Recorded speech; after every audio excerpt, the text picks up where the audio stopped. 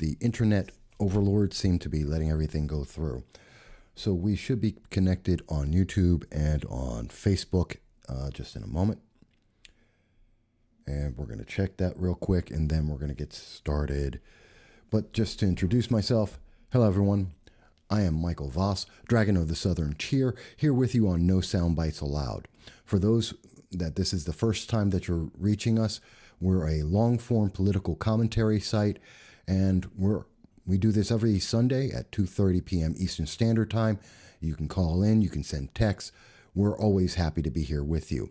I know we have a couple people watching right now. Please send me a text message or just a notation either on Facebook, YouTube. Let me know that you're able to see everything properly. I believe it should be working fine. We reset everything, so the system should be working. With that said, it's going to be an interesting show here today, folks, and I'm looking forward to hearing your comments, your thoughts on so much that's going on. Obviously, we're going to be talking about what happened, what's going to happen because of the death of Supreme Court Justice Ruth Bader Ginsburg. Okay, Jason's good. He's saying everything is good. Thank you, Jason. And obviously, we want to talk about what happened. What are the consequences of Ruth Bader Ginsburg, her death, and what's that going to mean for the 2020 elections, both on the local, federal, state levels? How is this going to impact everyone? And I'm going to get into that. And I am looking forward to hearing your comments about what you think, because I think this has changed my predictions on what's going to happen in the 2020 election. And I'm going to get into that in just 1 second. Before I get there, let me take a second just to cover a couple things for you, because the show changed. Everything we were going to do changed overnight once the news came out. But one of the first things I want to mention, it's something that is happening here in my area in the Binghamton Southern Tier of New York, but no matter where you are in the nation, you may be experiencing this too. And that is that the U.S. Marshals have been warning that there are scams.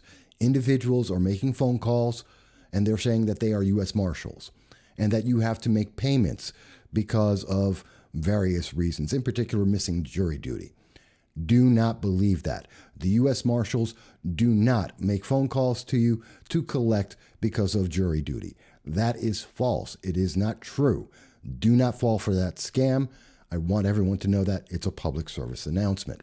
So that's very important, because I know a lot of people, they get these calls from the government. We've heard them recently coming from Social Security Department and people pretending to be the unemployment departments of various states saying, oh, well, you just have to give us your financial information to get the extended payments from your local state, and that is not true. So please, always be careful on the phones.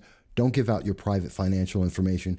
If you have a question, reach the authorized official phone numbers or emails for these government agencies and speak to them directly.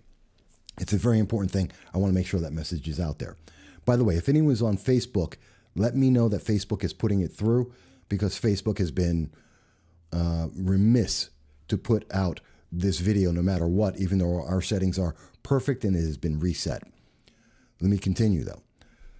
So I wanted to talk about that and just give out that that perspective on the public service announcement.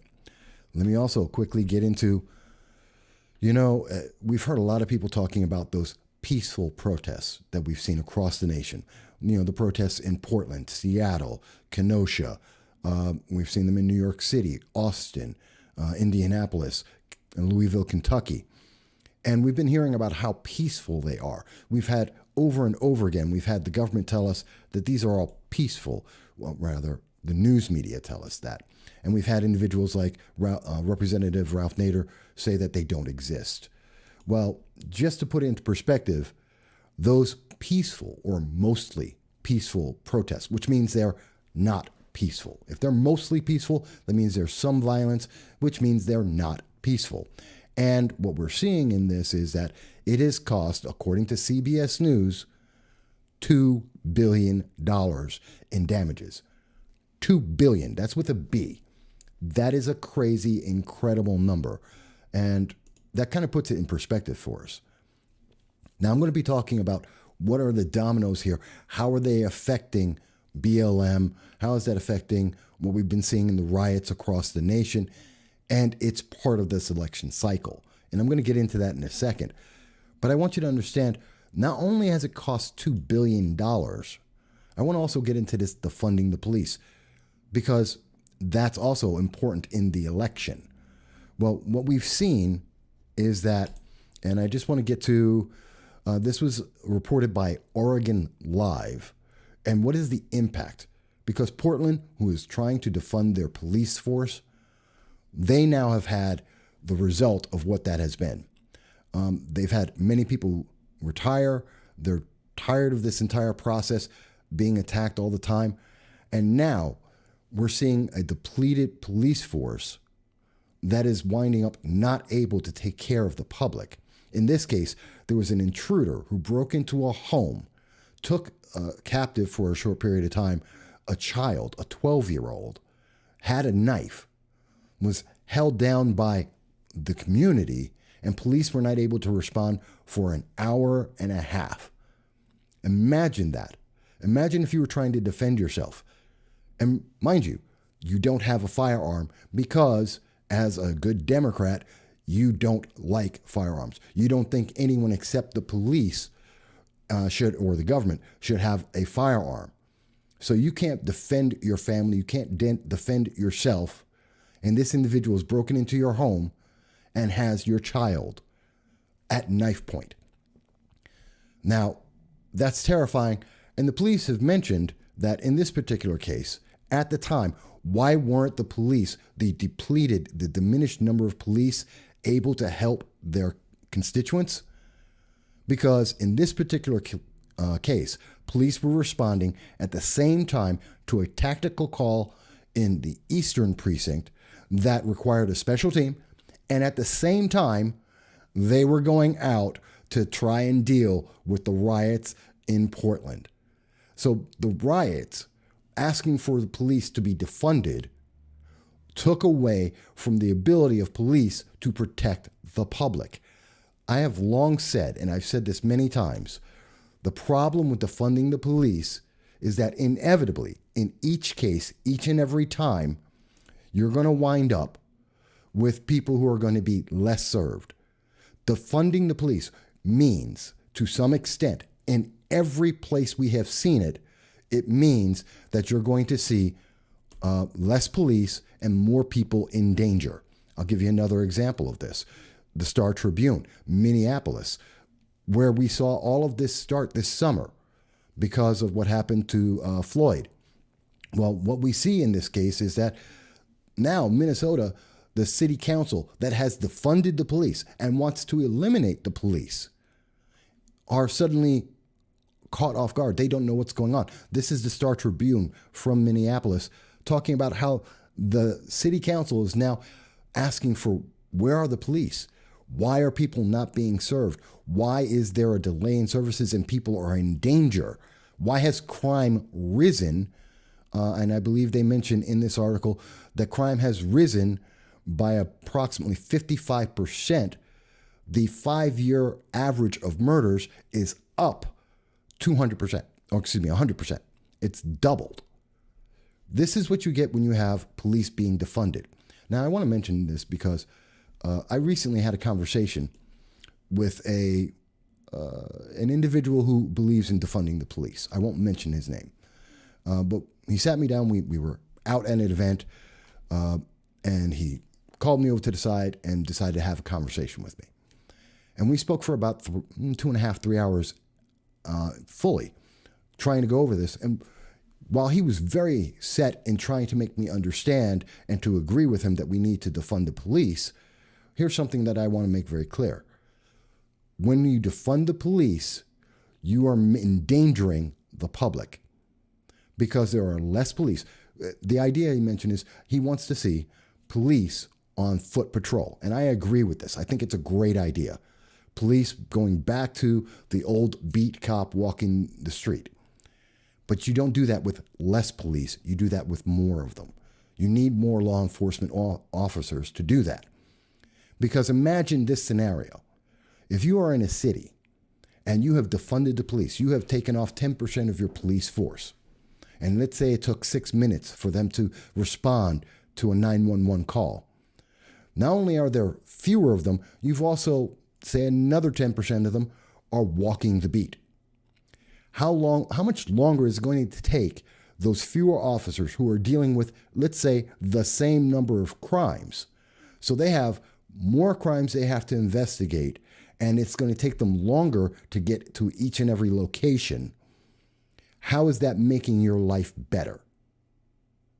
It's a question that I rarely hear asked, and it's a scenario that is realistic and that we are seeing across the country. And this is important. Now, I know a lot of people say, well, the answer is we're going to have social workers. And social workers are going to come out and they'll take care of it. Except social workers don't want to do it. Social workers don't want to, and they came out, and here's something from September 17th from WIVB out in Buffalo. Social workers are against going out with police officers. And that may be because of what we saw with Ricardo Munoz just last week over in Lancaster, PA, where an individual burst through a door with a butcher's knife and attacked a police officer who was retreating away, and they had 4 seconds to defend his life. Now imagine that you are that social worker in that scenario who is unarmed and not trained to be able to defend yourself against a violent individual who is trying to kill you. No wonder social workers don't want to do this. I want to mention these things because they come into play when we're talking about what's going on with this 2020 election. And one of the things, and I'm going to get into it now with the election and talking about what's going on with Justice Ginsburg. But before I do that, let me mention, folks, as you see with Jason from Binghamton, you can always call into the show. The number is 607-242-9247 or, 242-1582. That's right, 607-242-1582. You can call into the show. You can also text us on Facebook or on YouTube. This is an interactive conversation. That's why it's a live stream. Let me hear your voice. You may not agree with everything I say. Maybe you do. Maybe there's something I'm missing in this. I want to hear your voice as well. So with that said, how does this all play in? One of the things I think is going to be happening now is we've already seen in various polls that the public overall is less interested and less supportive of the Black Lives Matters, the Antifa movement, the violence that we see across the nation, the riots we've seen in all these cities, as I mentioned, the $2 billion in damage that we have seen because of this throughout the entire summer. People are tired of it. It's not the American way. It's not protesting. This isn't the civil rights movement. This is violence. This is, and some would call it terroristic. So what you want to see is, I believe that because of what happened with Justice Ginsburg, the left is going to instantly abandon BLM. It was a scenario that was not working. They were losing traction with moderate Democrats, even some of the progressives who are separate of the Democrats. They're not the same thing. Rank and file Democrats were upset. They don't want to see their police gone. Blacks don't want to see their police gone. No one is supporting the defunding the police except for the progressives, that fringe movement, the far left, and some of the politicians that believe in them. Kind of people like Representative Nate Nadler, Alexandria Ocasio-Cortez, locally, my legislator Bob Wessler, and so many, and Representative Anthony Brindisi. These are the people who are supporting that. So I think this is a godsend to the Democratic Party. They have been looking for a way to get away from that conversation, get away from the violence, get away from the protests, which were working in favor of President Trump. So much so that Don Lemon had to go onto CNN and tell the Democratic Party, you're losing in the polls talking about BLM and supporting BLM and supporting the riots and, like Kamala Harris's team, actually paying for these people to get out of jail when they get arrested to pay for their bail. You're losing on this message, and you need to say something. And thus, Joe Biden did. They want to get out of this conversation. They don't want to have this conversation. And now they have the opportunity to switch to talking about the Supreme Court and the Senate races. And I believe that you are going to see them go full throat. We've already seen it. In just the last 24 hours, there is no comments about the riots that are toned down, but happening in Portland, that are happening in Seattle, across the country. People have already started to forget about that. The news media has moved on, and they are solidly into the question. Let's talk about the Supreme Court. Let's talk about the nomination of the next justice. And I wonder, how does that make members of BLM, members of Antifa, and Plot, Progressive Leaders of Tomorrow, how does that make them feel to know that the Democratic Party, which their political organizations, BLM, don't misunderstand, it's a political organization looking to socialize America. They have been abandoned in 24 hours, thrown to the wayside, and Democrats don't care. I mean, I would be upset if that's what they were doing to my movement that they supposedly believe in. The gender identity politics was so important to them that they wanted to talk about Black Lives Matters and change the entire justice system, and they gave up on them because it's not politically expedient. And I have a question, and I actually put up a poll on Twitter, which you can find at MV Consult, and it's just asking a very simple question. Do you think that the focus on justice, on the replacement of Justice Ginsburg, is that going to make more or less riots in America? Or are you not sure? That's the question that was posed out there. And I do want to see people's comments. And I'm looking for your comments here as well. So let me go on. So I think the dominoes are going to start falling here pretty quickly. Now, we've already seen, as was mentioned by Jim DeMint, as he came forward and said, let's look at this. How can the Democratic Party be okay that as they are now focused on the Supreme Court and the Senate, that Biden's campaign on September 19th, yesterday, Saturday, they called it lit. They called the lid. Now, what does that mean in real world commentary? When we hear someone say that they have called a lid in a campaign, that means they are not speaking, that they're not going to be talking to the press, they're not going to be talking to the public, they're not having announcements. And that's something, because that happened at 8:35 a.m. the day after, just hours after finding out that Supreme Court Justice Ginsburg had died. And Biden had to come out with a written statement, not off the cuff, not commentary out of his experience of 47 years in the government. He knew who she was. I'm sure he's met her several times in 47 years as one of the leading Democrats, a vice president, and someone who's run for president several times. I imagine he's spoken with her. I don't know for a fact, but we have to ask the question, why did he have nothing to say about it? Why did the Biden campaign shut down at a time when the rest of the nation was amping up and saying, we need to talk about this? Does that mean Biden is weak? Because we know that Biden is absolutely not going out into the public and saying that, revealing who his picks for the Supreme Court are. And I think that's really important. Matter of fact, we've had Alexandria Ocasio-Cortez say directly that he should not tell Democrats who he would pick for the Supreme Court. Because I believe her words were, and I'll have the link in the comment, in the description of the YouTube, but it's, I believe her, and I have some notes here. She said that it would be demoralizing that she wants to keep the POTUS pick quiet because it would be demoralizing to Democrats to know who he would be picking, what liberal he would pick to replace Justice Ginsburg. That makes me think that the same woman, Alexandria Ocasio-Cortez, the same woman who said that the Harris administration would be able to manipulate Vice President Joe Biden and to get him to move in line with the Democratic Socialists. That sounds terrifying to me.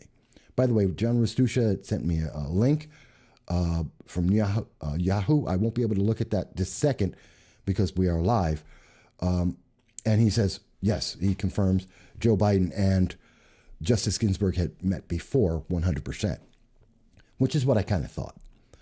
But I didn't find that in some of the research I was doing, so I didn't want to quote it. But I do believe it's very important to understand if we've already had President Trump provide lists very clearly on who he would pick for the Supreme Court, and the public, in general, supported that. You got to know where he was going. Where is the Supreme Court going to go under him, which is a more conservative bent. And he had support for that. Why won't the Democrats say, well, here's the direction. If we want to have a liberal, this is how far towards the socialist doctrine that we want to go. And I think that's an important question for the 2020 election. Who would Kamala Harris pick? Because I don't think Biden's going to make it all the way through. Who would Kamala Harris pick to put on there? How far towards socialism would they go? Logan Blakeslee has said, is there anything that differentiates the current court vacancy from when Merrick Garland was rejected? John Rastusha says, he's replying to Logan, yes, this is not a lame duck period.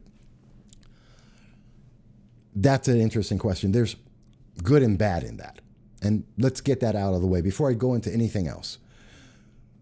Should President Trump nominate a replacement for Justice Ginsburg? And that's a big deal. The answer is yes, he should. And should President Obama have nominated Merrick Garland? Yes, he should. Should the Senate approve that? That's where it gets a little tricky, because the answer is yes, in this case they should, and in the case of Merrick Garland, not as much. Now, there is a precedent for this. A lot of people don't know that. This has happened 26 times before. That includes the Merrick Garland nomination. 26 times in our nation's history, there has been a last term nomination by the president for a Supreme Court justice. Of those cases, 10 times the nominee has been put forward. So that's an important difference. And what we see overwhelmingly is that whenever there is a president that has the same party in the Senate, when it comes time for the nomination, then it has gone through more often than not, as opposed to a lame duck period where it does not tend to go through. Because the lame duck is not the will of the public. The public voted and are voting for President Trump. They voted for the Senate. They voted fully understanding in this case that Ginsburg was going to eventually pass away. Let me take a second here. I respect Justice Ginsburg for the stand that she took. I do not agree with her viewpoints. I do not believe in the liberal ideology that she put forth. But I do respect that she was a woman who achieved great heights, great honor, and is well respected for her position. The fact that she was staying in the Supreme Court is a problem she brought forward. And that's something that a lot of Democrats don't want to address right now. And they're angry at everyone except her. They're angry that she went out in August and officiated a marriage. They're angry that, Republicans are using this, as they rightly should, to go and replace her. what they're not understanding is Justice Ginsburg didn't trust President Obama.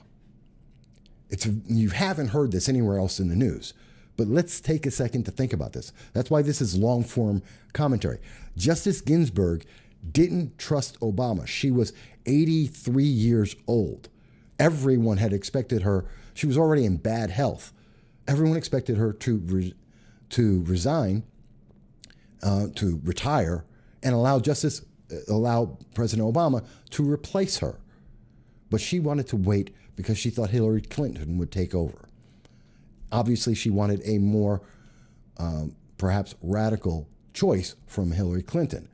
But whatever her reasoning was, she didn't trust Obama to do it. She didn't trust where Obama was taking the nation, because if she did, she would have retired.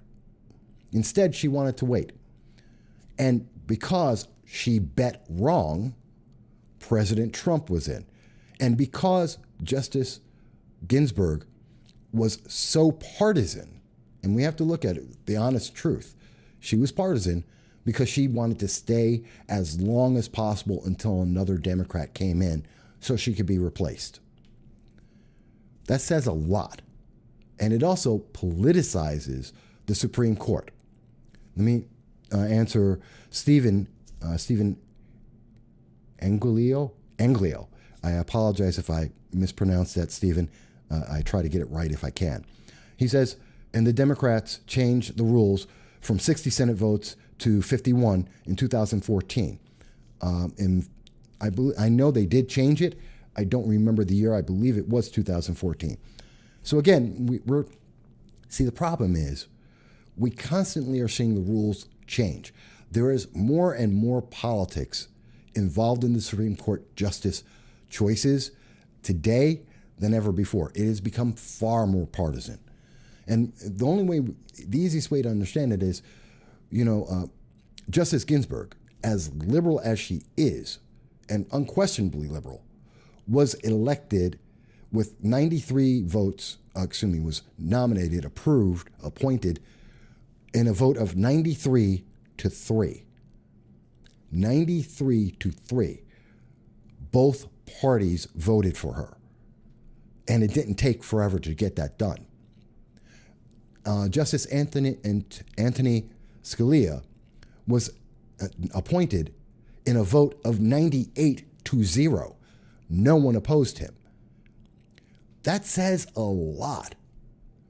And in the most recent history, we have seen an exponential increase in both the amount of time, the number of questions, the hours it takes for these appointments to go through, as we've seen a political divide become more harsh and more harsh.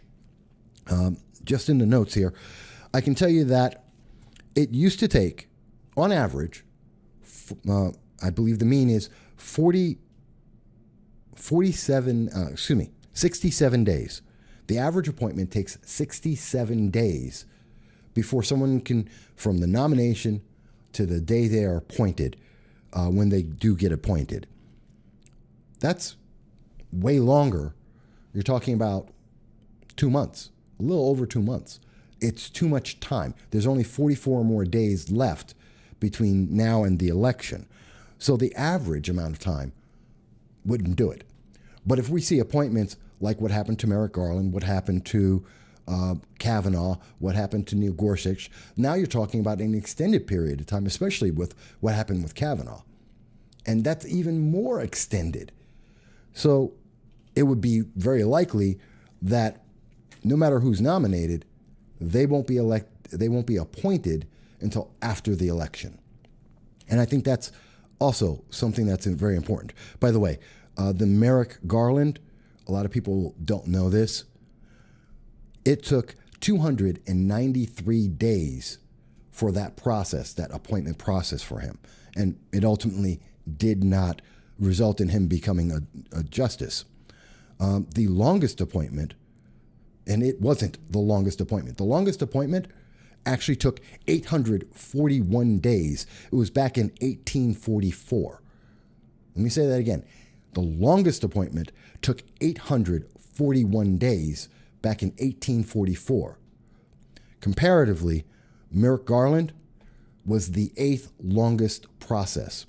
And I believe for Kavanaugh, he was the 9th. So putting things into perspective, this isn't as strange or as unusual or as shocking as many people may seem to think it is. Because you don't necessarily hear all this from the mainstream media that are focused on 30-second sound bites. They're trying to sum this all up in 1 second. You can't get this in 30 seconds.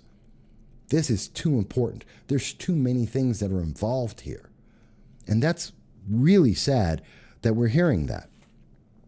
But let me tell you something else that you haven't heard. I have not seen anyone talk about this in any of the media. And if anyone who is watching this has seen this, please let me know, because I haven't seen this. Are you aware that there was a poll that was taken? It was by Marquette University. And Marquette University asked the public, should Justice Ginsburg be replaced in 2020?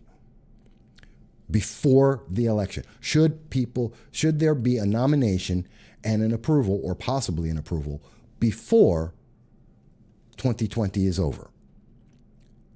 And that came out September 19th. And here it is. Because I don't know a lot of people have heard about it. Jason says that he did hear it. Jason from Bing mentions he did hear it. I haven't seen it anywhere. I didn't hear about it being spoken about. But for people who didn't know, here it is. And the links, again, will be, they said no. I'm not sure what you mean, Jason. But for the people who aren't aware, and you can look at this. The link will be in the description here on YouTube. But the big question is item number 3, table 3, holding a hearing on a nominee in 2020. The overwhelming majority, the majority of Americans that were polled said, yes, we replace or we go into the nomination process in 2020. Yeah, 68% of Republicans said hold the hearing. Okay, we kind of expected that. 71% of independents, who are the largest majority of Americans. I mean, each party has about 25, maybe 30% of the nation aligns with one party or another. But the majority, somewhere around 60% of Americans, it fluctuates year by year. It can be 50 to 60% of Americans are actually independent. They're not aligned with any party. And 71% said that we should not have a nominee to replace Justice Ginsburg, with 63% of Democrats saying that they believe that Justice Ginsburg should be replaced with a nominee in 2020. Now, here's the big thing about that. This was done 3 days before Justice Ginsburg's death. Can you imagine the way we're going to, if you're looking at what's being said on Twitter, on social media, if you're listening to the Democrat leadership, they've all come out, Senator Schumer, the whole list of them are now coming out and saying, no, you can't replace Justice Ginsburg. The public said we should do it by a majority, and I would say an overwhelming majority of independents say, yes, we should. So going back to, Logan, your question, what's different? The public overwhelmingly is saying that we should be doing this, of all parties. So it's not just Republicans, it's Democrats, it's independents. That would include libertarians, conservatives, that would call, even, I would imagine, this is also taking into account the libertarian, the Communist Party, which would be the Green Party, all still agree. We need the 9th justice. And that's because if we don't have it, and Democrats have already said, we've already heard Hillary Clinton say to Joe Biden, saying, don't give up. No matter what the vote is, fight it. If you lose, fight. No matter what. And we'll count on mail-in ballots and we'll go to the courts to try and win even if you lose, which tells you the mentality that Democrats are walking into this with. So this is some of the background here. And so based on this information, let's try and understand, what is this environment? What are the dominoes that are falling? We know that the public wants to see a nominee. We know that the Democratic Party doesn't want a nominee. So we have to see, so the Democrats have to give the public some kind of message that makes them say, yeah, you're right. Let's do this. Alexandria Ocasio-Cortez decided to jump into that idea. And she said, based on an article in Real Clear Politics, she said, well, the answer is, let's become radicals. Let's radicalize the election. And to quote her exactly, she said, let this moment radicalize you. I didn't misquote her. That's what she said. Let this moment really put everything into stark focus, because this election has always been about the fight of and for our lives. If anything, tonight is making that more clear to more people than ever before. And I am going to tell you, it's going to get more and more and more clear until Election Day. And I agree with her that it is going to become more and more clear to people about what's really going on. Because this isn't about Joe Biden. It is partially about Kamala Harris. It is absolutely about the move of the Democratic Party away from the base of Democrats towards a more radicalized socialist government. And Alexandria Ocasio-Cortez makes it very clear. Why? Because they want to radicalize this. They want to radicalize. You know, the last time I heard her or anyone actually mentioning how they need a radical change, that they have to have radical politics?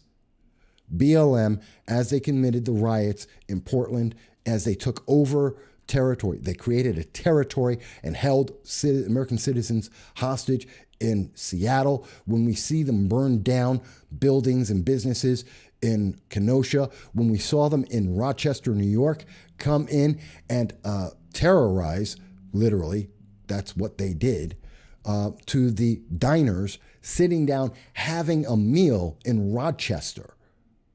Yeah, that's the radicalization that we see. Now, they're going to change it, I believe, from this being about gender and race into, well, it's about the Senate and the Supreme Court. And the rally cry is going to become abortion, and then the Second Amendment. Jason mentions, I think there was a difference with holding hearings versus confirmation. Okay, you were speaking about the prior note, and I apologize, I didn't see your comment earlier. There may have been a difference there in what we were speaking about before, but I'm not sure. But when we hear the Democrats say they're going to radicalize, and this is something that is also a big difference from what we saw with Merrick Garland.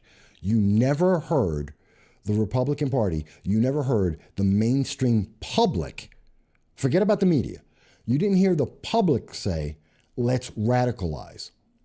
That if we don't get this nomination appointed, if this person doesn't get through, if this process is delayed, we're going to protest, that we're going to become radical, that we're going to go out to the streets, which we have seen in city after city means rioting and looting and destruction of property and terrorizing people in their homes. Kind of like when Maxine Waters says, if you see a Republican out there, someone who supports Trump, then you go and get in their face, that you go and don't give them any peace. That was Representative Maxine Waters who said that. I didn't forget Maxine. Yeah, they have been promoting that. That's radicalizing to them, that they will come after people in their restaurants. There's the difference. They're looking to radicalize based on this. Merrick Garland, you didn't hear the Republicans say, well, we've got to be radical about this. If this goes through, we're going to protest. In fact, you didn't hear Republicans say, when they were going through that entire process, that it's going to happen over our dead bodies and we will burn it down. Yes, Democrats have said that. And this is being reported by the Washington Examiner. And we saw that Reza Aslan, who is a former host for CNN, this is someone who is considered a journalist, someone who many people in the nation look to have qualified information. And this is what they're saying. It's going to happen over our dead bodies. That if they have a nominee and to have a vote on a nominee, which the majority of Americans want, he says, no, that's going to be over our dead bodies. It goes on in the article. Because then we have the Writers Guild of America, the president, Bo Willimon, says that we will shut the government down. We? That's not the majority of Americans. 71% of independents don't agree with that. And he wants 63% of Democrats didn't agree with that 3 days ago. This is the radical left. This isn't Democratic Party. These are progressives saying this. The director of the communications for the Anti-Violence Project, Ely Cruz, says, and this is in no relation to Ted Cruz, that if the Democrats don't fight, the people are going to have to march on Washington and just shut it down. When was the last time you heard someone say that we need to shut down the government if they don't do what we want? I'll give you a good hint. It's called BLM, Black Lives Matter. It's Antifa. It's the radical far left who don't represent the majority of Americans and who are not being supported by the majority of Americans. But the Democratic Party has lost their minds. They are going to the extreme. Now, a lot of people may say that this is something that was wanted, that we heard that Justice Ginsburg, in her final moments, said, hey, this is what I want. That she wants the nomination held off until we have a new president, which is an interesting wording, because that doesn't mean until President Trump is either elected or not in January. It doesn't mean January 2021. It means potentially, if President Trump were to win another 4 years, till 2024. And there are some Democrats that are reading those words like that. But I want to mention something. I don't believe that Justice Ginsburg actually said that.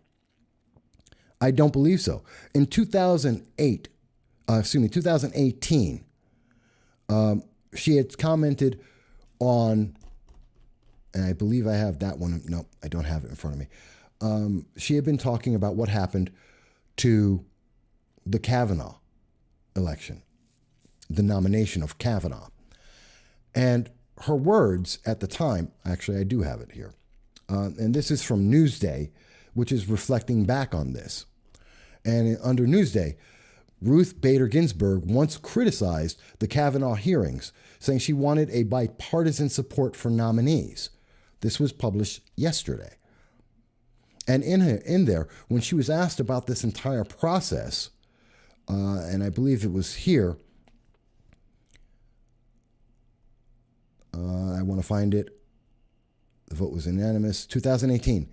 I wish I could wave a magic wand and have it go back to the way it was. She's also said that she believes that, yes, in 2016, she said, yes, we should have a nomination. This is the job of the president, to go forward and to have nominations. That's what presidents are supposed to do, to put forth a nomination when there is a vacancy. So she believed that. And she believed that there should be a less partisan process. She identified, the vote for Justice Anthony Scalia, the vote was unanimous. Every Democrat and every Republican voted for him. But that's the way it should be instead of what it has become, which is a highly partisan show.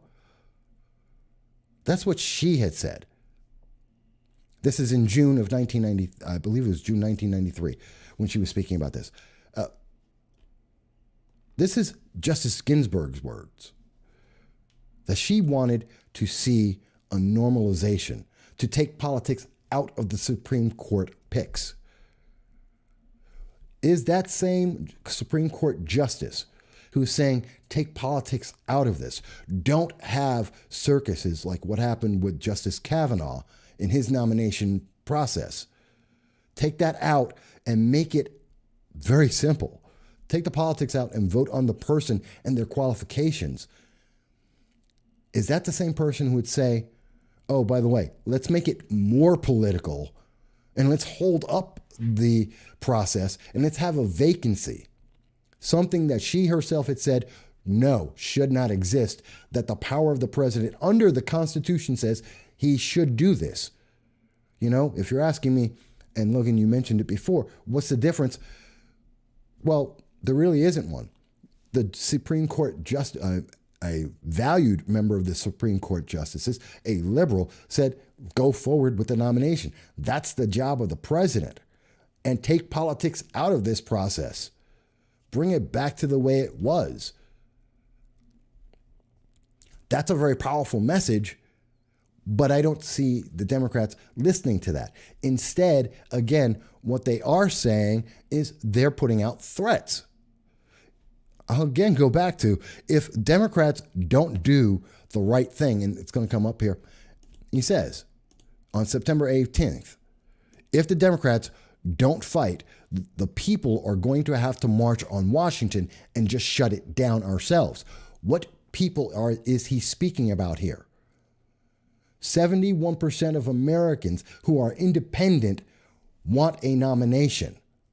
The majority of all Americans, Republican, Democrats, and independents, believe there should be a nomination. What people is he speaking about? If not the Democratic Socialists. That's not America. That is a fringe. That is a faction.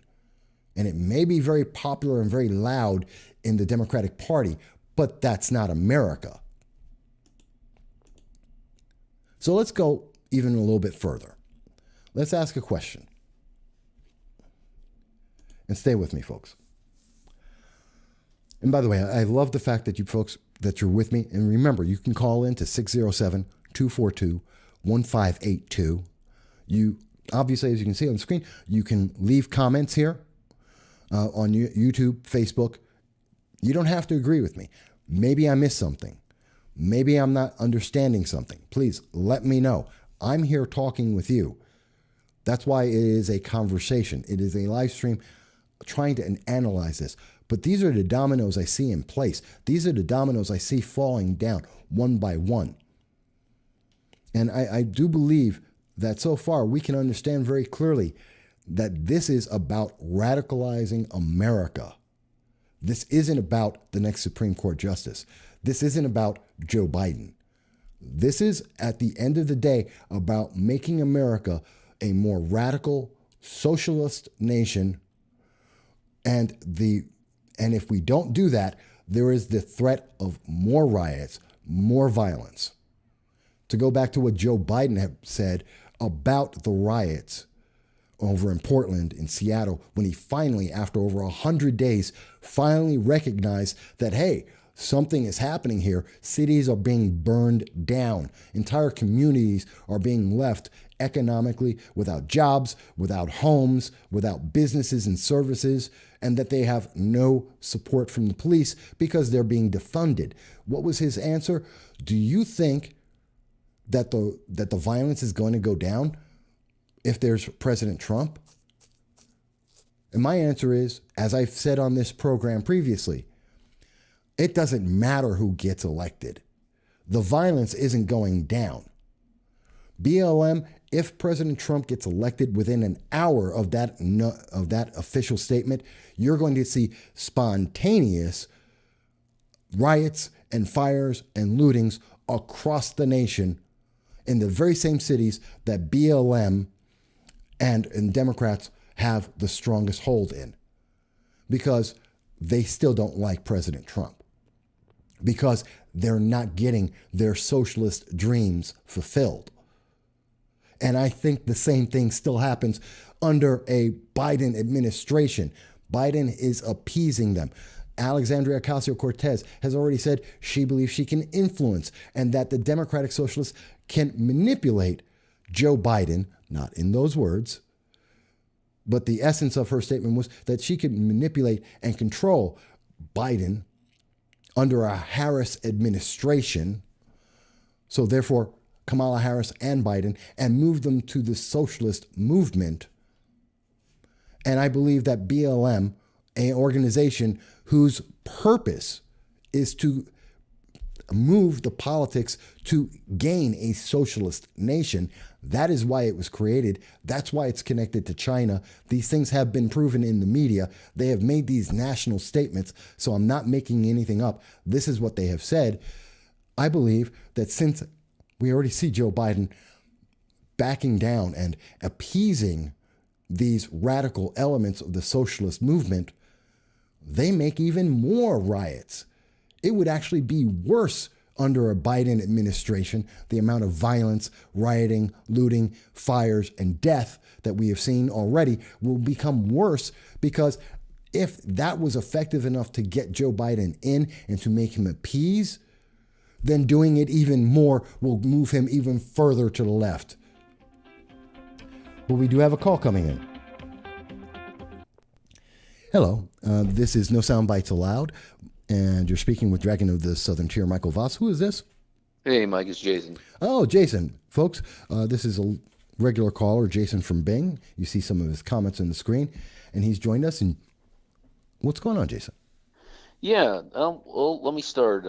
You had that question there. You were kind of on Twitter there. You said you were curious about, whether the Dems' new focus will be on the Supreme Court justice, and will they kind of, fade away from the BLM, the plot, and Antifa. And, it's interesting because it's like you think about how this is controlled, and a lot of it is the media itself, whether or not they bring attention to an issue in a certain way. And then the mob, really, I see the mob's more responding off the media than the media is responding off the mob to some degree. And if they don't report it, then it seems like, nobody riots over it. I'm not sure whether you see it being that way or not. Not exactly. And let me give you a frame of reference on that, and you can respond. Look at Lancaster. Before the news took that over and let people know about it, in Lancaster, PA, I did a video on that a week ago. The immediate reaction from the fringe left, BLM and their elements, instantly went into a riot mode and protest mode, even though there was no justification for it. By the time the news media got it, there were already riots and protests ongoing. So, and we've seen that also in Detroit with Hakeem Littleton. So again, it's not, in some cases, it's not the media. In some cases, it is. So it depends. Yeah, so that's interesting then, because it's, it kind of goes, intertwined. So either they respond or they, really kind of, run with it. But it's one of those things where then if the BLM and Antifa then is if the media is responding to them rioting, if they're going to riot, then, well, guess what? I mean, the media is going to, keep focus on them, and the Democrats are not going to have the opportunity to get out from underneath what they're doing. And the thing I kind of wonder is that how the Democrats, whether they'll actually try to encompass the nomination for the Supreme Court justice and tie that into the agenda of the BML plot, Antifa, the group, because if they want to, say, for example, show that this appointment is going to be related to what they call systemic racism, and they have to make sure that they get an appointee that will actually bring justice to the way that they see it as being, then that would be their objective. But one thing I wanted to mention though is about the Supreme Court, justice picked, which is huge. Is the simple fact is that one of the major, checks and balances against the executive branch of government is the Supreme Court, and obviously, having a Supreme Court which is extremely liberal will allow the executive branch and the president himself pretty much to do whatever he wants when he wants. And that was one thing that President Obama basically abused, completely while he was in office from, from the fact that he leveraged judges at lower levels to push a lot of his agenda, but also through the fact that he had a lot of the bureaucracy, or what they call the deep state, to do a lot of his work through the executive branch, for example, such as the FBI, which we now know that framed, President Trump, and then from the CIA, who's basically run by Brennan there, was basically a communist, and then from the IRS, who he said, to attack the Tea Party, and then from, the other part of the deep state, the NSA, with the FISA courts and all that others, from the Patriot Act, which again was utilized to attack his opponents. Now, without, a Supreme Court justice, a conservative Supreme Court justice, basically to check that power, you could see that the next president, which, possibly with Harris, or a Bernie Sanders like individual, will basically just run rampant with the executive branch and continue to increase the size and the scope of the deep state to silence conservative or their opposition in any way. And one thing I was going to say too, I'm not sure if you heard one of their agendas too from the BLM and this radical Marxist agenda is through the executive branch. I think they're trying to implement what they call the Department of Anti-Racism. And so what this will do, this will appoint an individual who, out within the scopes of the executive branch, so would be appointed by the president, that would go through and they would rewrite laws that are on the state, federal, and local level that they deem that do not provide equal outcome for all racial groups. So if the law doesn't provide an equal outcome, then this department will then go in and rewrite laws to then fulfill that objective, which obviously is a Marxist objective. And that's just not possible. That's what, before you go further, let me make it very clear for everyone. That's not possible. You can't do that in America. What you're speaking about, and I believe, and I just found it, so please bear with me here. There is, in Politico, an article on how to fix inequality, pass an anti-racist constitutional amendment. Here's the problem with that. You can't change. If a state has, there's the 10th Amendment.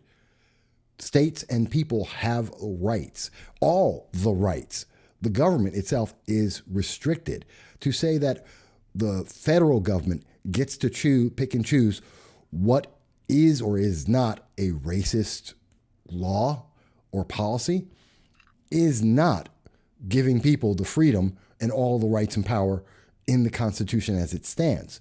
That's imposing the will of a government. That's an authoritarian government. There's no other way to define that. And I do see they are talking about to establish and permanently fund the Department of Anti-Racism. Who gets to decide that? That is insane. Ibrahim Kendi is the one he's a professor of history and director of Anti-Racist Research and Policy Center at American University. All right, so he's already got a bias here. And he's talking about, and he's definitely into this whole anti-America thing, because a Department of Anti-Racism is like the brown shirts and the Hitler Youth.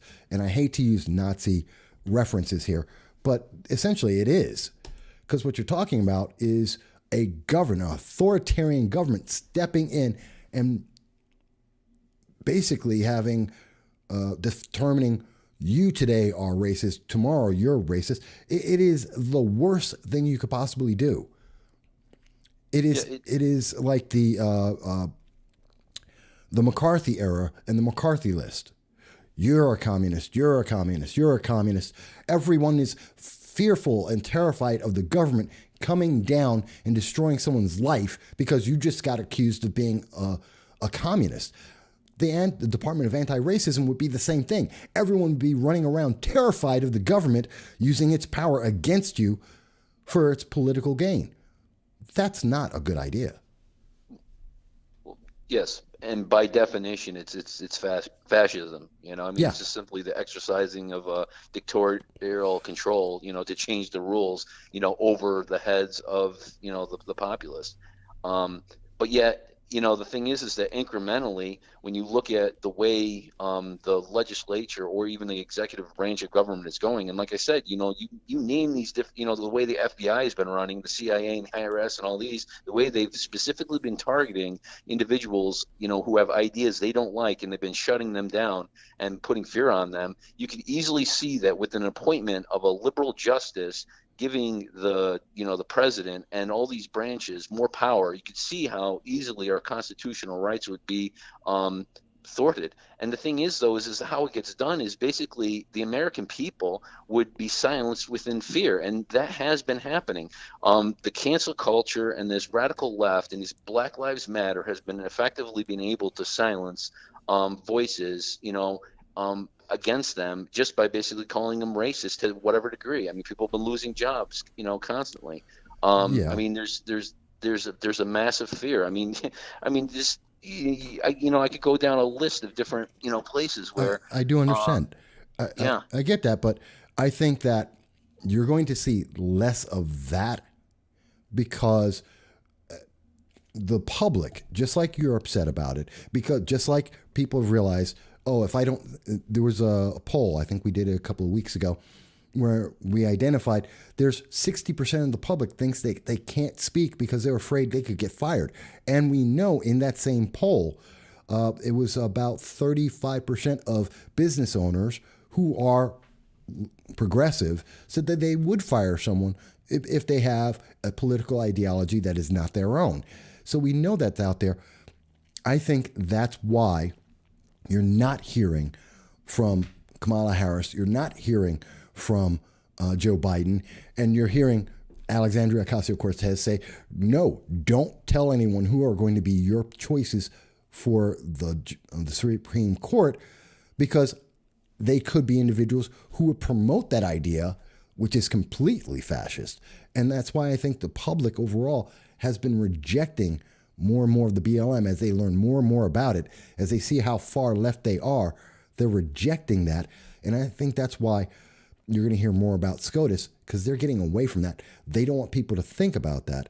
They want them to think, oh, well, this is going to be about abortion when it's about so much more.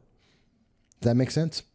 So you're saying that they're going to focus on when they do focus about the court, they're not going to be really pushing, the totalitarian power that will be given to the executive branch, by basically the omission of the Supreme Court justice. Instead, you're thinking that they're just going to go to the old school, notion of abortion. I am predicting it, and I guarantee it. Yeah.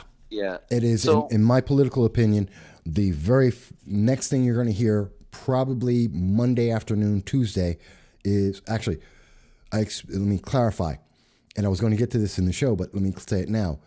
I believe that on Monday, maybe Tuesday at the latest, President Trump is going to nominate, he's going to put out his nominee, and that's going to be Amy Bartlett.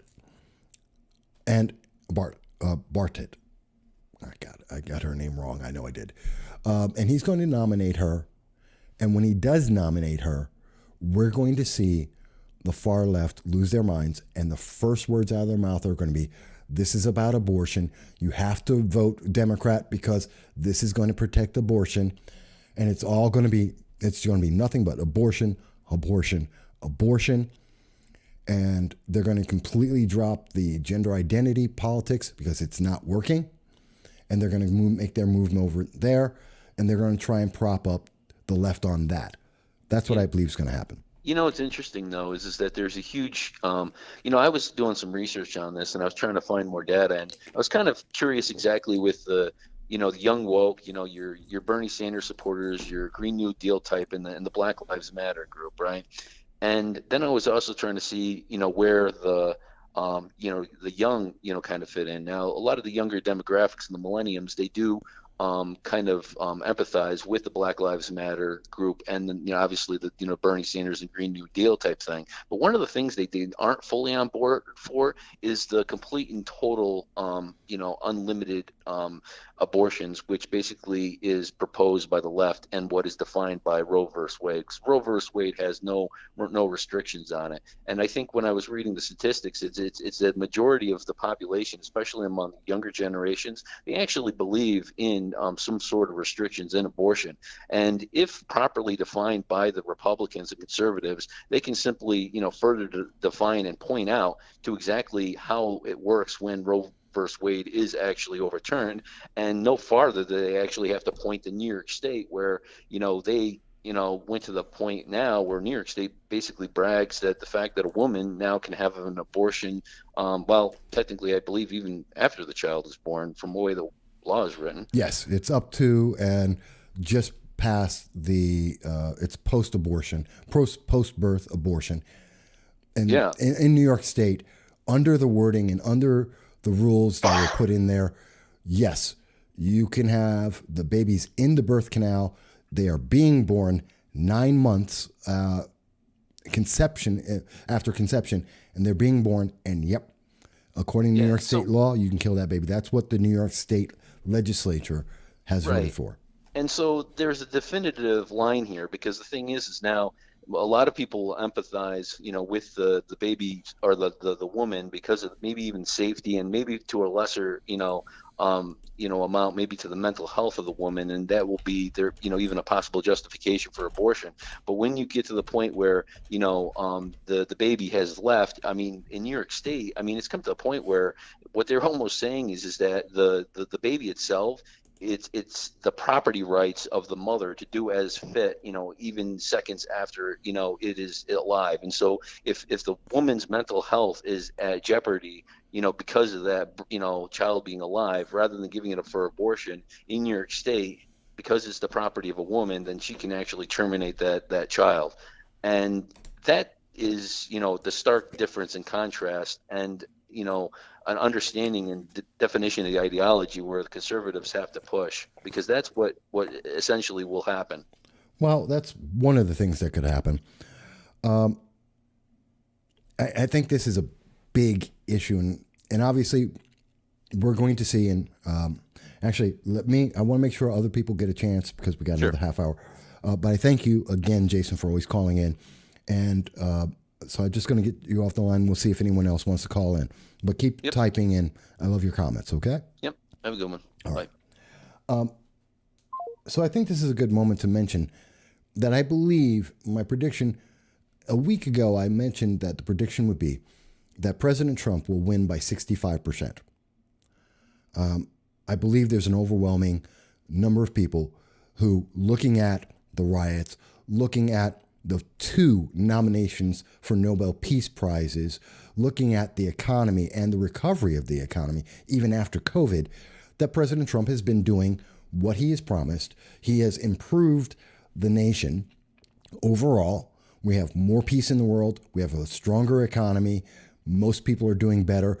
More businesses by small business owners, more minorities having those businesses, and more of them working. I think most people have supported that.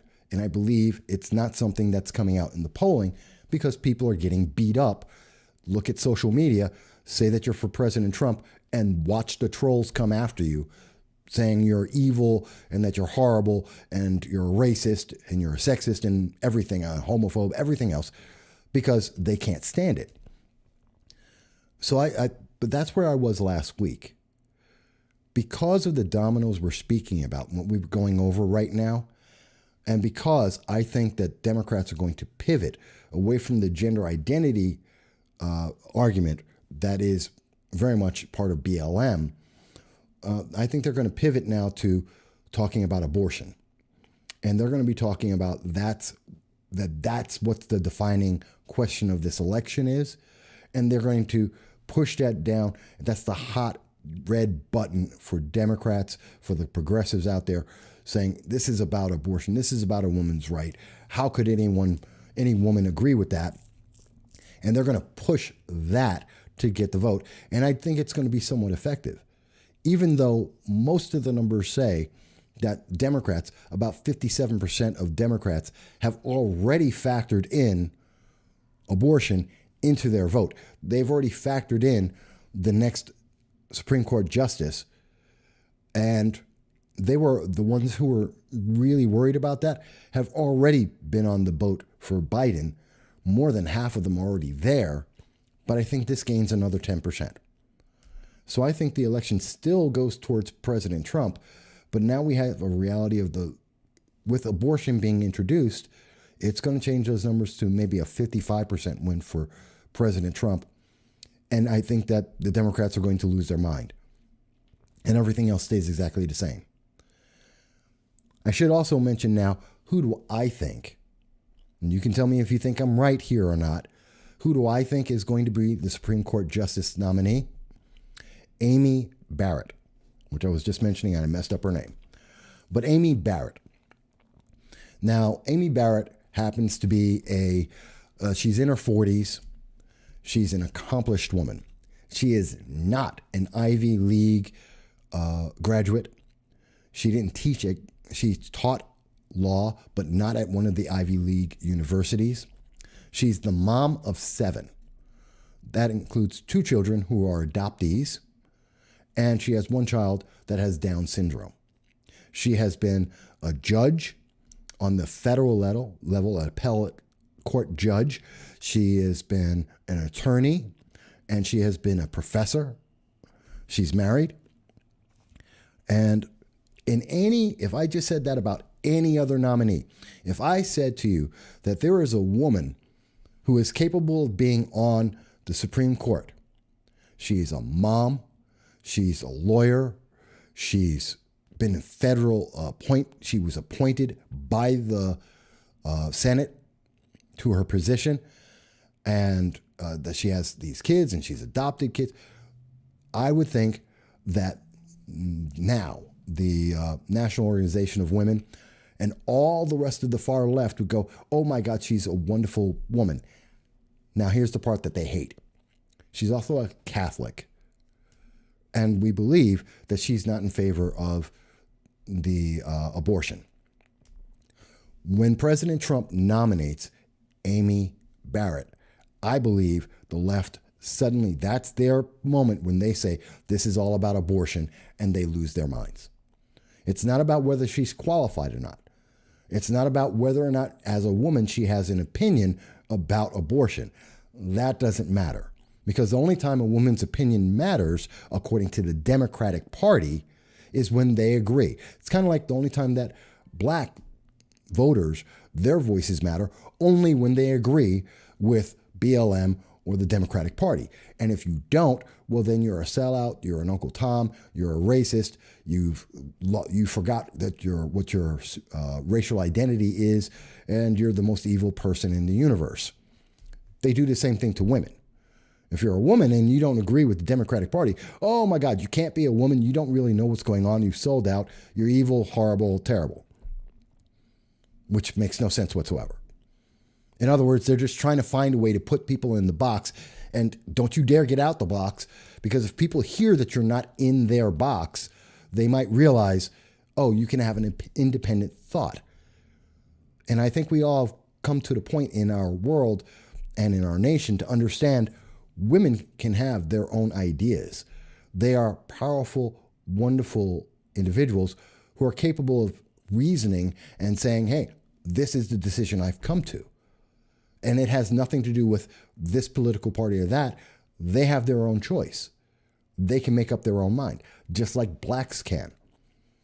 And that is anathema to the liberal left media, and that is absolutely anathema to the Democratic Party as it moves towards socialism. You can't have a different idea. Socialism is collectivism, which means everyone, it's not just about your property and the fact that you don't have a right to your home, you don't have a right to your car, you don't have a right to anything, because that's owned by everyone, which means anyone can take your stuff because you don't have a right to it. But that even goes further. Collectivism is about you don't have choices.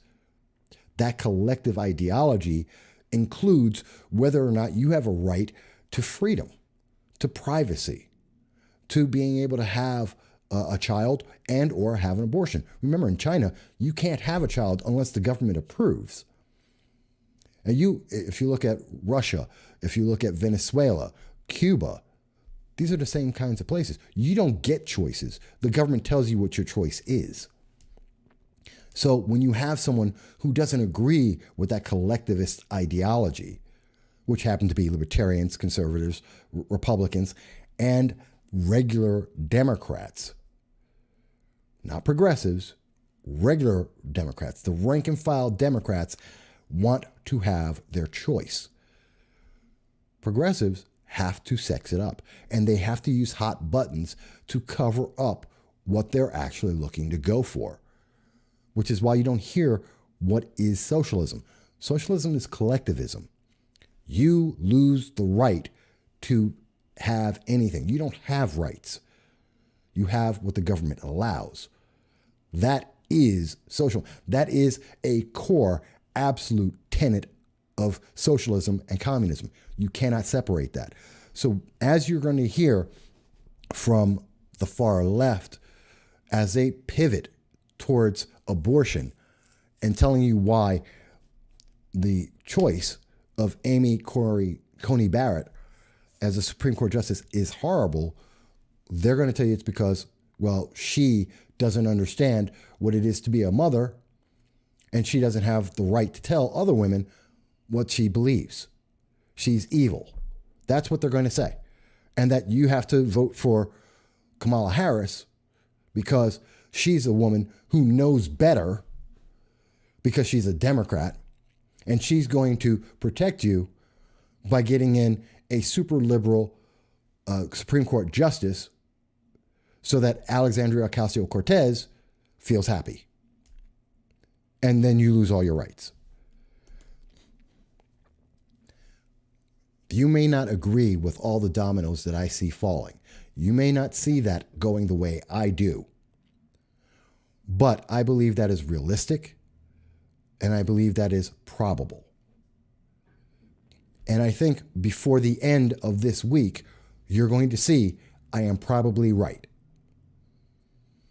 Usually, a lot of the predictions I make tend to be correct, and I believe this is going to be another one. You're going to see the pivot. You're not going to hear about BLM. You're not going to be hearing about the riots, which for the most part, the media was trying to avoid anyway. And all you're going to hear about is Supreme Court justice, and you're going to hear about abortion. And that this is about women's rights, and Democrats are going to protect women's rights.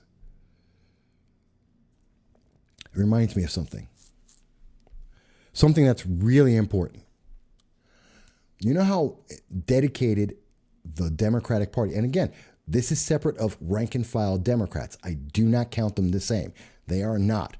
The leadership of all the political parties is not the same as the rank and file people.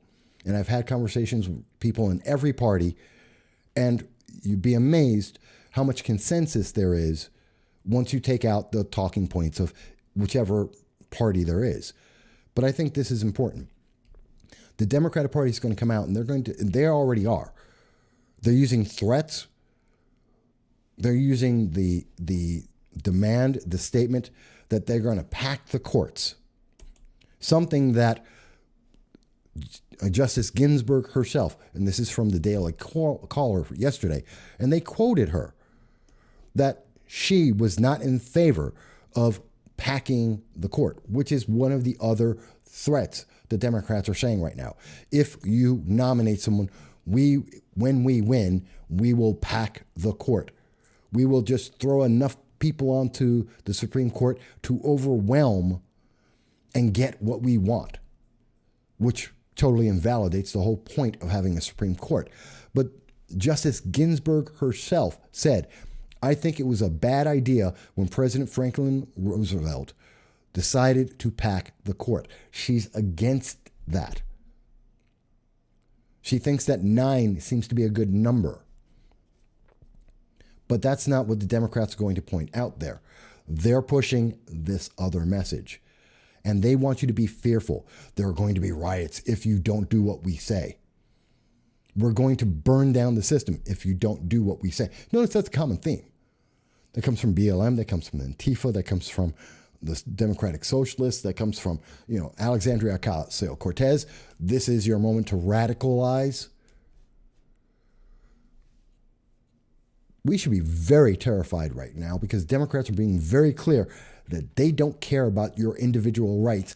They want socialism, and they're going to shove it down your throat. And this election is the best way they can do it. And they finally found something that's going to make everyone salivate and be absolutely against each other. It's a 50-50 issue, unlike BLM, which is mostly a progressive idea. It's a fringe movement. No, abortion is something that divides the nation pretty much 50-50. And they're going to slam that in you and tell you that if you don't do it, there are going to be riots and fires and everyone's going to be insane. And the government under President Trump is going to become authoritarian and you're going to lose all your rights. Meanwhile, the only people who are saying you don't have a right to something are the Democratic Socialists like Alexandria Ocasio-Cortez. You don't have a right to have a home because Green New Deal. You don't have a right to your body as a woman because the government's going to decide it for you. You don't have individual property rights. You don't have personal rights because the government's going to decide. You don't get to defend yourself with the Second Amendment because only the government will have the guns. And even the government, they don't trust. They don't trust law enforcement, just the government, whatever that's supposed to mean. Because we've heard that over the years. The government should have the guns. They will protect you. And then we see the cities that are being defunded and they're like, well, no, that's because we have the wrong government in place. Who is this government? Local government's the one that runs this. They keep changing the goalposts so you don't notice that what they're ultimately saying is you don't have that right. You don't have a right to protect yourself. You don't have a right to make decisions for yourself. Because if you do, you're wrong. Because the government, run by them, is smarter than you. The government knows how to spend your money. The government knows how to protect you. The government knows how to make choices for you because you're not smart enough. Not for health care, not for anything. That is the message that comes from the left. And I'm talking about the fringe radical left, which is a growing portion of the Democratic Party and the voice that keeps being repeated by news media. And that's terrifying. You may not all agree with me on this, but this is how I see the dominoes falling. And this is where I think this leads to.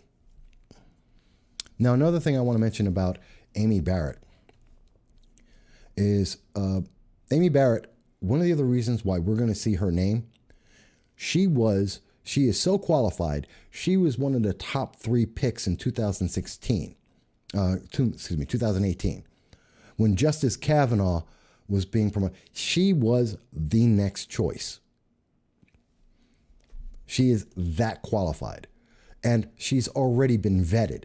And considering there are only 44 days left, and the process normally takes 67 days, the fact that she has already been vetted and she is already qualified means that they shaved down a lot of days in that process to put her in front of the Senate for that nomination process. So again, I think that she is the choice. She makes the most sense. And she is anathema to the ideology of Democratic Socialists like Alexandria Ocasio-Cortez, like Bernie Sanders, like the far left. Jason mentions again, that's why they didn't use her before. It could be. It could be. Folks, please, everyone remember that you can all, if you agree, if you disagree, you're open. This is an open live stream. This is a conversation that we have. And it's not just about what I have to say. It's about what you think, especially if you think I'm wrong. Maybe I missed something. Maybe there's more information to be in here. And you are available to call in at 607-242-1582. You just heard Jason from Binghamton had called in. You can call in too, anywhere in the United States. You can also, of course, leave me a message on YouTube and Facebook, because I do see Facebook was up and running. So you can do that. And please, please do let us know what's going on.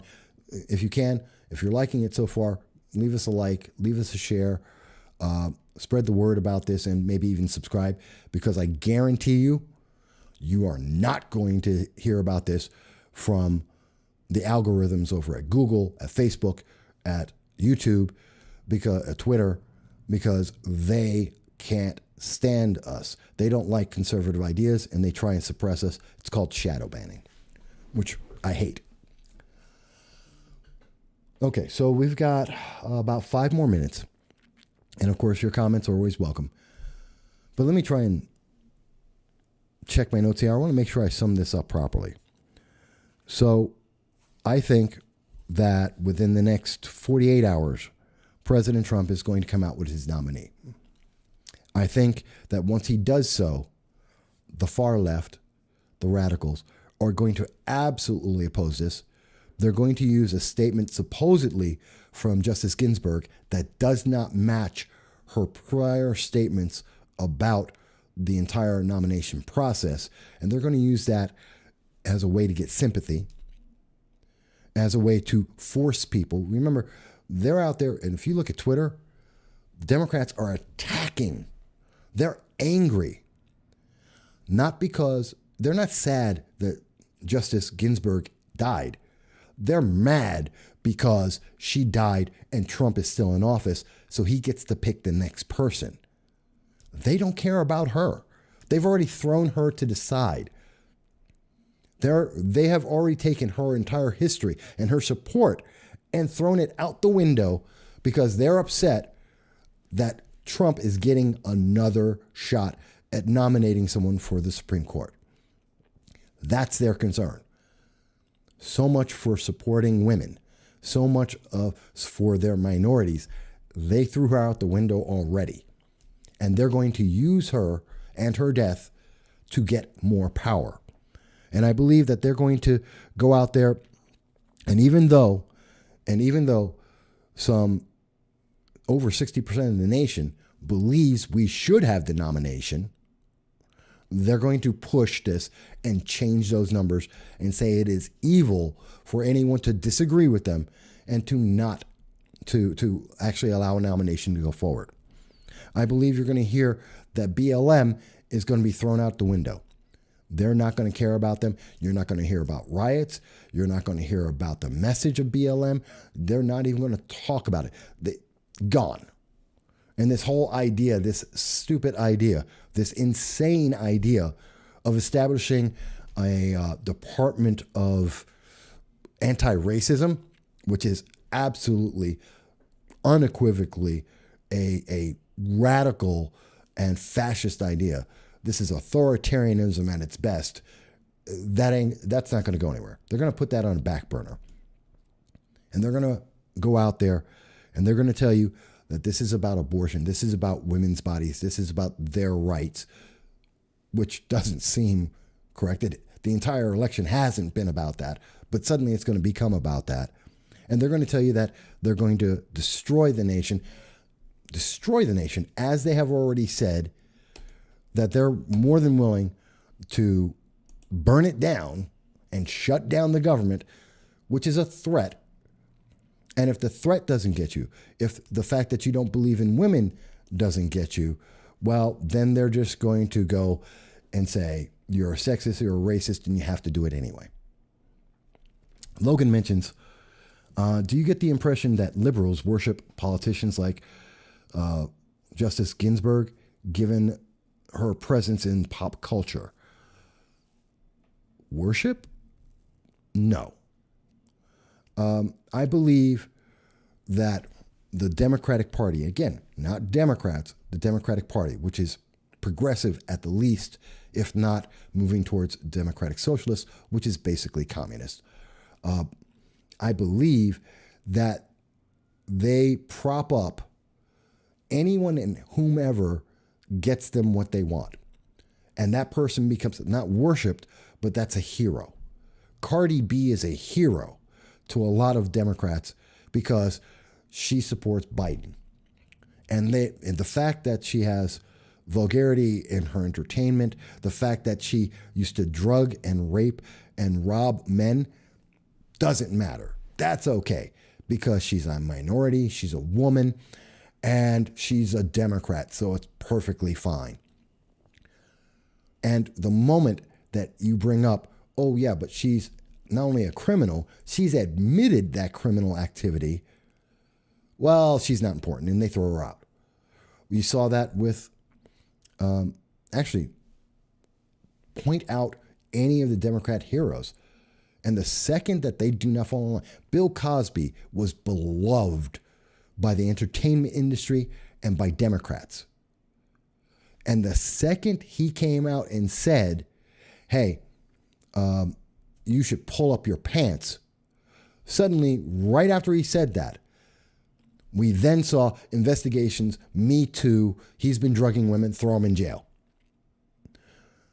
Think about Jenner, the runner, Jenner, Kris Jenner, I forget his first name, who transitioned from a man to a woman, the one that was married to one of the Kardashians. And when you think about that, they loved him. His message, her message in the transition from male to female was everywhere. They loved talking about that until he had the interview where he said, oh, I'm not a Democrat, I'm a Republican. When Jenner said that she was a Republican, even as a transgender person who had made the transformation and was still a Republican, you haven't heard another word since that interview. Instantly gone. Oprah was a massive hero for the left and was getting Obama. She was behind Obama and she raised money for him. And they even considered her in 2018 for about a month. She was, it was 2019, January of 2019. She was potentially the person to run against President Trump, and she could be our next president. She's a black woman, and everyone loves Oprah. And then as soon as they found out, when people actually looked at her, and she didn't have anything to say, and we found out about Harvey Weinstein, and we found out that she was feeding Harvey Weinstein women to be abused, well, she's gone, and they threw her out the window. Democrats don't worship anyone. They use people. They throw them up, say, hey, they're fantastic. This is brilliant because they agree with us. And the second that person cannot fulfill being held up to that standard, when they don't agree with some element of the Democratic Party, or they don't, they're not able to push forward that message because they're fundamentally flawed, they drop them like a rock. Now, to be fair, do Republicans do that? To an extent. Not like that. You don't see Ben Shapiro suddenly being thrown out the window because Ben doesn't agree with everything the Democratic Party says. They don't do that. The problem is Republicans don't really raise anyone up to be this kind of ultimate image of perfection. Because if you believe in freedom, if you believe in individual rights, if you believe that people have the choice to make their own choices, that they have the intelligence to do that, well, then saying this person is so brilliant, this is the perfect ideal. No, I don't agree. You can't have that same kind of star power to try and captivate people. Kurt Russell's a Republican, a conservative. I believe he's a libertarian who has a lot of conservative ideas.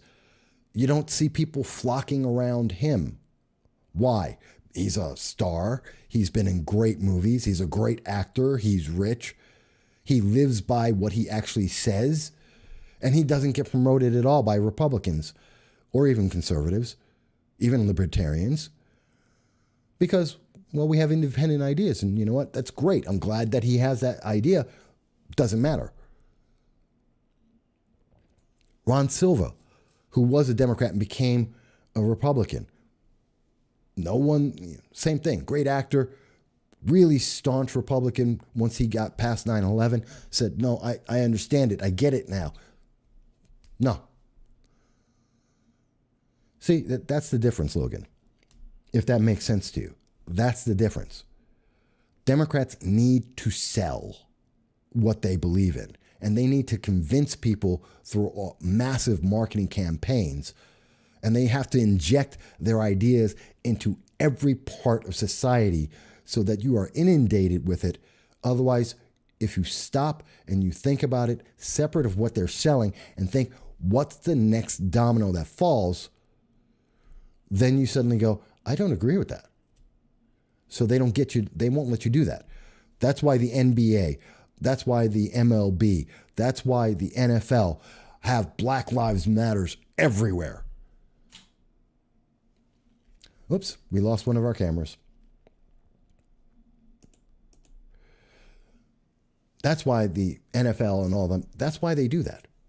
Because they have to. Because if you stop and you say, well, what you're really talking about, as in the example here, Biden gets in. If we vote for Biden, if you vote for Biden, you're not voting for Biden.